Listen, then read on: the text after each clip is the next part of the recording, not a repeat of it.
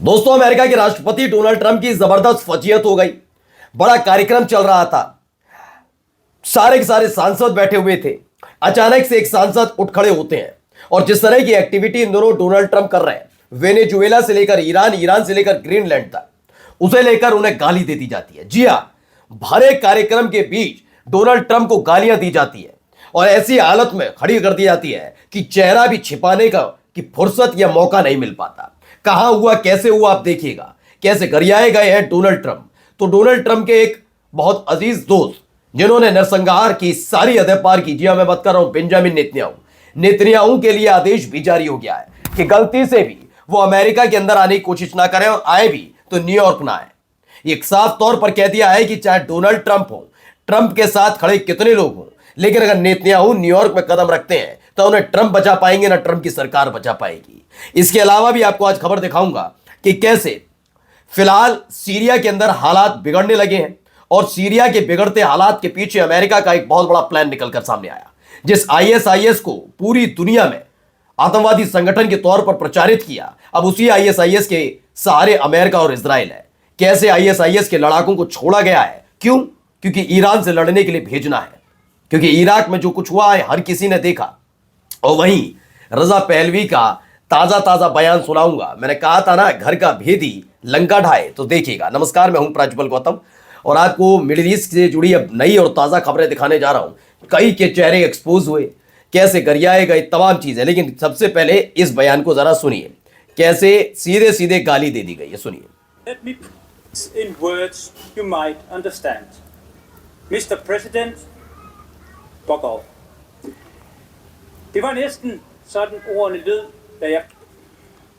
A year ago, that's what I said when I was here. I said very clearly that if Trump It's against our rules. As much as you might feel, or the room might feel in this, we have clear rules about cuss words, language that is inappropriate in this room. I'm sorry to interrupt you, but it is unacceptable, even if you might have strong political feelings about this. Det er jo interessant. it's interesting that it's a semantic exercise, but the message was clear then, because the only language Trump understands is direct language, and the only rebuttal that Trump... अच्छा, हुआ क्या है जरा मैं समझाता हूं। हुआ यह कि आपको पता ही है कि वेनेजुएला के बाद कभी क्यूबा की बात की जा रही है, कभी ग्रीनलैंड की बात की जा रही है। धमकी लगातार डोनाल्ड ट्रंप दे रहे हैं। अब ग्रीनलैंड को लेकर बड़ा मसला खड़ा हो गया है। ऐसे में ग्रीनलैंड के मुद्दे पर यूरोप की संसद में प्रेसिडेंट ट्रंप को गालियां पड़ी। डेनमार्क के एमईपी हैं एंड्रेस ने यूरोपियन पार्लियामेंट में डोनाल्ड ट्रंप पर भड़कते हुए जो कहा, उसमें लिखा हुआ है, पढ़ लीजिए, मैं नहीं बोलूंगा। ग्रीनलैंड पर जबरन नियंत्रण की मांगों के विरोध में यह सब हो रहा है। दरअसल महत्वाकांक्षी हो चुके डोनाल्ड ट्रंप की इन हरकतों पर अब आस पड़ोसी सारे देश, और ये कौन से देश है जो एक वक्त में अमेरिका की कही हर बात को सिर झुकाकर मानते थे, और वो सारे के सारे देश मुंबई न केवल खड़े हैं बल्कि आंखें तरेर रहे हैं डोनाल्ड ट्रंप की तरफ। ट्रंप को बाकायदा न केवल आंखें दिखाई जा रही हैं बल्कि उनको गालियां उनकी संसद के अंदर दी जा रही हैं। वो बात अलग है कि एक सांसद उन्होंने रोका कि चलिए आपकी नाराजगी मानते भी हैं, होना भी चाहिए, लेकिन चूंकि ये संसद है तो ऐसी भाषाशैली का इस्तेमाल मत करिए। लेकिन फिर भी उन्होंने अपनी गाली देना, उन्हें कोसना जारी रखा। ये तो रही कहानी इधर की। अब एक पुरानी वीडियो से शुरुआत करूंगा, लेकिन दिखाऊंगा असली नया ताजा बयान क्या है, पहले ये देखिए। Please order in the hall. Please order in the hall.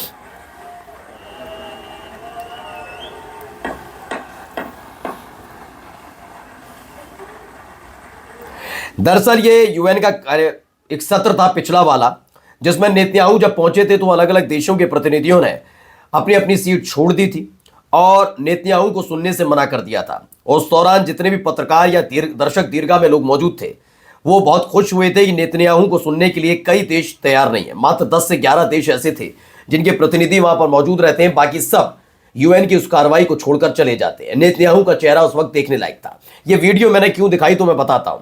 दरअसल अब जोरान ममदानी ने एक नया बयान दिया है। ये बयान है, ये नेतन्याहू अमेरिका के सत्रों में भाग नहीं ले सकते, यानी अमेरिका यानी न्यूयॉर्क के अंदर अगर कोई भी अंतर्राष्ट्रीय स्तर का कार्यक्रम होता है तो नेतन्याहू की एंट्री यहां पर बैन है।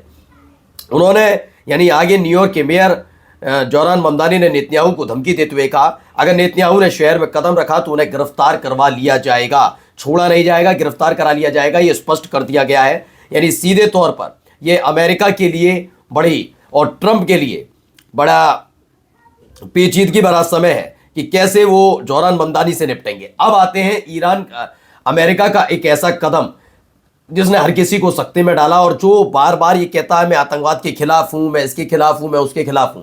देखिए कैसे ये आतंकवादी का टैग भी देते हैं और कैसे बड़ी आसानी से वो टैग हटाकर अपने हित में उनको इस्तेमाल किया जाता है। पहले ये वीडियो देखिए।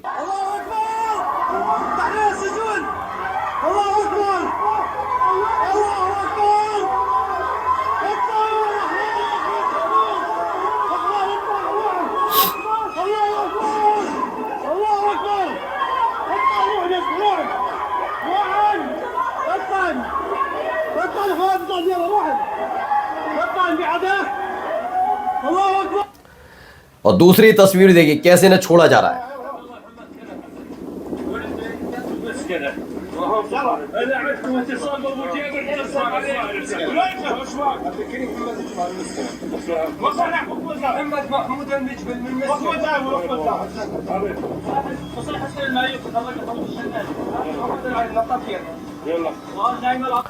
तो इसको लेकर जो दावा है मिस्टर अमरीश का, अमेरिका ने ईरान से लड़ने के लिए ISIS बलों को रिहा किया।